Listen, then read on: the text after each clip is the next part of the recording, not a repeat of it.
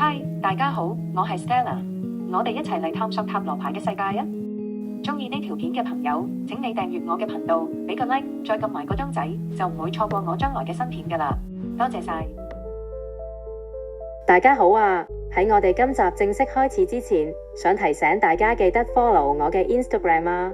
平時我會喺度分享每日嘅塔羅感想同心得噶，多謝你哋一直嘅支持啊！上一集我哋講咗權杖嘅1號 Ace of Wands， 象徵住新靈感、新火花同埋開始行動嘅衝動啊！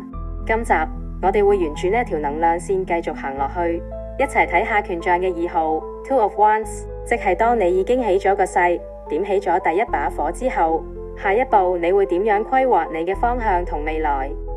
好，今集我哋就嚟深入探討下呢張牌究竟代表住啲咩信息呢？喺呢張牌度，你又睇到啲咩呢？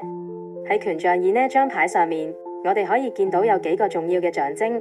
一個人企喺城牆或者露台上面，佢一隻手揸住一支權杖，另一支就固定喺牆邊。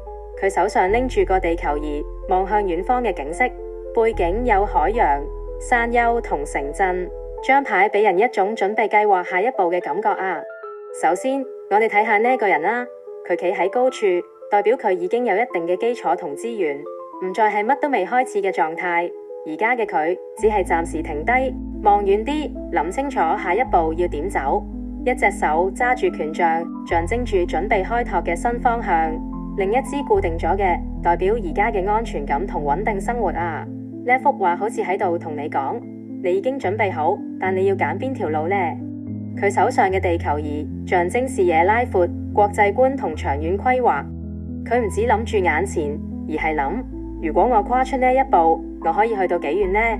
背景嘅城鎮係你而家熟悉嘅生活，前方嘅海同山就代表未知、冒險同新領域啊！成張牌嘅信息係，你已經企咗喺起點，準備規劃屬於你嘅未來方向。權杖2一般代表規劃、選擇、拉闊視野，同權杖1嘅衝動唔同噶。呢度係冷靜思考下一步嘅階段，你有資源、有能力，而家只係要決定你想走邊條路啊！一句講晒，火已經點着，你而家要揀方向。好，跟住呢，等我俾個簡單嘅例子大家啦。如果占卜嗰陣時見到權杖嘅2號牌，可以點樣解讀呢？一個最簡單嘅塔羅陣係會抽3張牌，分別係代表住過去、現在同未來噶。如果權杖2喺過去嗰個位置度，你之前可能喺度計劃、比較選擇、諗緊下一步嘅階段，好有 vision， 但係仲未正式行動噶。我哋舉個例子啊，喺呢個牌陣有權杖2、隱士、力量。喺呢個塔羅陣度，權杖2喺過去嗰個位置度，象徵住你之前花咗時間去睇清形勢、做功課、諗路向。你唔係亂衝，而係有計劃咁去觀察同準備。隱士牌喺現在嗰個位置度，代表而家你進入咗一個更加內在、更加沉靜嘅階段。你可能暫時收起外在嘅行動，轉去內心反思，我真正想要嘅究竟係乜？呢段時間唔係停滯，而係深度沉澱同埋醞釀啊！力量牌喺未來嗰個位置度，預示住你未來變得更加堅定同有信心。你會學識用溫柔但穩固嘅力量，駕馭內心嘅恐懼，堅持真正選擇。你嘅計劃唔止停喺諗，而係可以會變成穩定嘅行動力。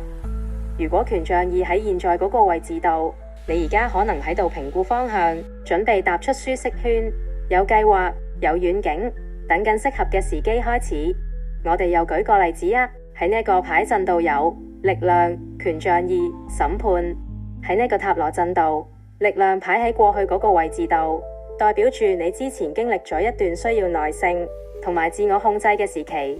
你學識咗點樣處理情緒，用冷靜同埋堅定嘅方式面對壓力，令你變得更加成熟啊！